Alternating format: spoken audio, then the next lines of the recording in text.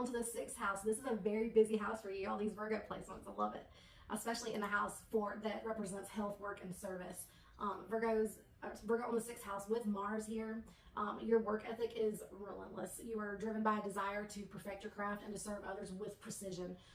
Mars in Virgo fuels your energy for tackling tasks, but its intensity can lead to perfectionism or stress, so be careful, especially if you push yourself too hard. So try not to strive for perfectionism. I know it's hard to tell a very heavy Virgo in this house, but you're someone who takes pride in getting things right, whether it's a job, a routine, or helping those around you. This house emphasizes your commitment to health and daily habits, and it's critical for sustaining your ambitious drive.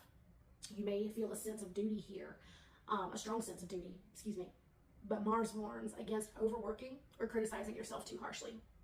Your ability to organize and improve systems is a gift, yet it can strain your well-being if it's not balanced. So try to be easier on yourself when you're taking on projects. Typically, when you start projects, having the Aries ascendant, you are best at the beginning of a project. So try to make sure that you are taking that same energy that you have in the beginning of the project and seeing it through. That way you don't keep on taking projects but never finish them. Let's see. You'll find fulfillment in making a difference even in small ways through your efforts. My wisdom for you here is to channel your drive into meaningful work and self-care for a balanced life. It's going to fuel your ability to strive and thrive in this house. Mars, you have Jupiter, you have Saturn, your North Node there, and you also have the Lilith transit there.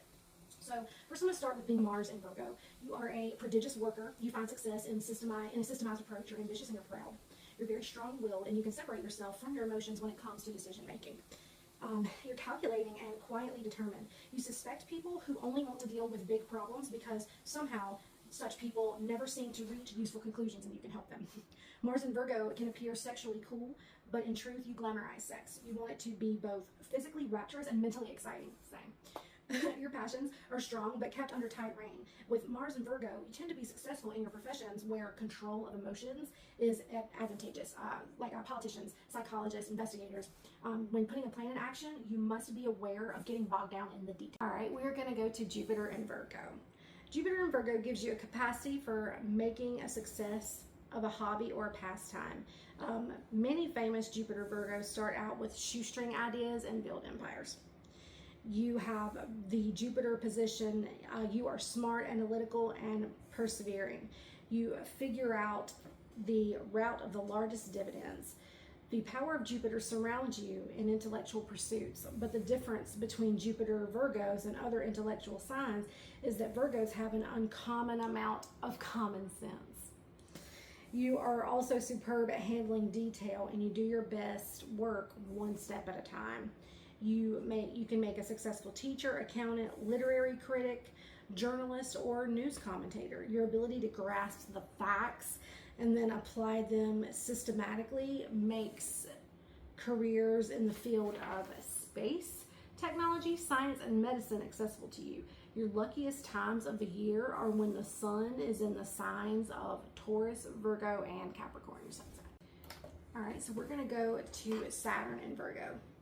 The responsible planet Saturn and conscientious sign of Virgo work well together.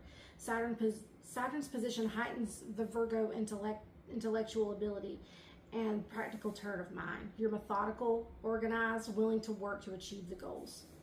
To you, theory and practice are one and the same. You immediately put what you learn into use. Saturn does place hardship in your path in the 6th house. Usually early in life, though, when you sometimes have to cope with sorrow, disappointment, or frail health. You can become bogged down in the trivialities because you're a stickler for the details, which is very Virgo. You have to have a plan. If you don't have a plan, you feel out of control. You're also capable of becoming a petty tyrant at times when others don't see things your way. Saturn gives you wisdom, but not necessarily vision. Too often you see the dark side of life and you fear the unknown. That is what you cannot categorize or control. But on the plus side, Saturn endows you with an ability to make money, especially in real estate. Natives of this Saturn position are vulnerable to intestinal upsets and ulcers, so be careful. All right, so we're on to the 7th house, and this house rules partnerships and relationships.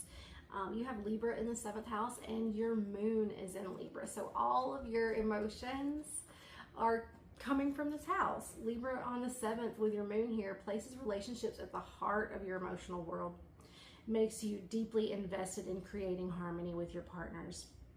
The moon in Libra gives you that intuitive knack for understanding others' needs, but you may avoid conflict or over prioritize fairness, that Libra scale, sometimes at your own expense. You may be someone who seeks balance in love and collaboration, valuing partners who mirror your ideals and challenge you to grow. This house highlights your desire for meaningful connections, but it warns against losing yourself and others' expectations. Your emotional security makes you a compassionate partner, yet you might struggle with asserting your own needs. Libra here is going to encourage you to seek relationships that feel equitable, whether it's romance or professional. You likely thrive when you're surrounded by beauty and mutual respect, and it reflects your inner desire for peace. Building partnerships here rooted in authenticity and equality is for true connection is going to strengthen your heart and your path forward. Some wisdom here is try not to lose yourself in your work and your partnerships. Make sure that you continue to give yourself a voice, even if it may not feel like the scales are balancing. You're the one judging it, and normally we're harshest on ourselves. So make sure you give yourself some space in your relationships. We're going to go to Pluto in Libra, which is in your 7th house of relationships. Libra is a sign of peace and harmony, and early in Pluto's journey through Libra, the agonizing war in Vietnam finally came to an end. On a larger scale, two enormous hostile world powers, the United States and the People's Republic of China, moved forward towards peace. Pluto in Libra indicates deep concern for law and balancing injustice.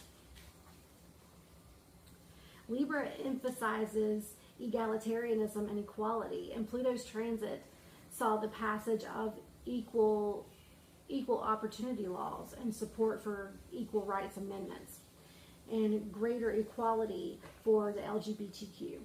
Libra also signifies a love for luxury, and in the early 1980s ushered in a period of opulence and ostentation. When Pluto was in Libra, the planet's personal influence promotes a deep need to seek harmony and cooperation. Its negative side brings unforeseen problems and disruptions in close relationships.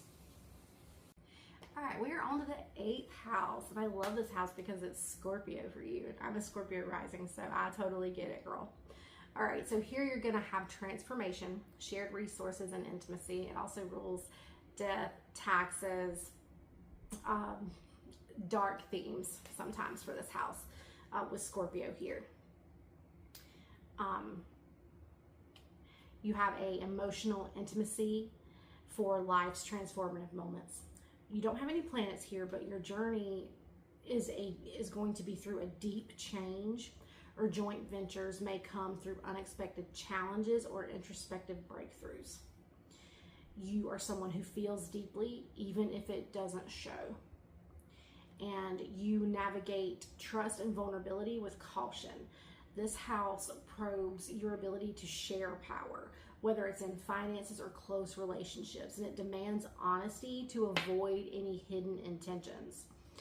Scorpio's influence here suggests you're drawn to life's mysteries, perhaps exploring them through personal growth or meaningful bonds.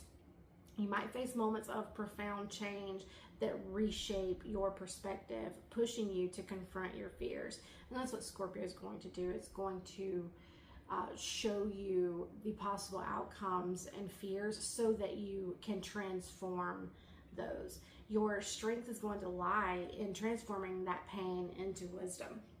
But this is going to require you to embrace that vulnerability. So you have to open up here in order to transform. The wisdom here is to lean into life's transformative cycles with trust. For authentic intimacy and shared purpose, deepen your resilience and growth. When I think about Scorpio here in this house, I think about the caterpillar. It doesn't know that it's going to turn into a butterfly.